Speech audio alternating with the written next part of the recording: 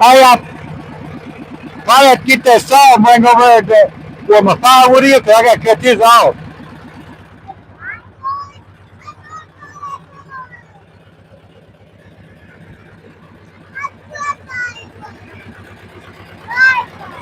This is the white oak that I'm put on the mill.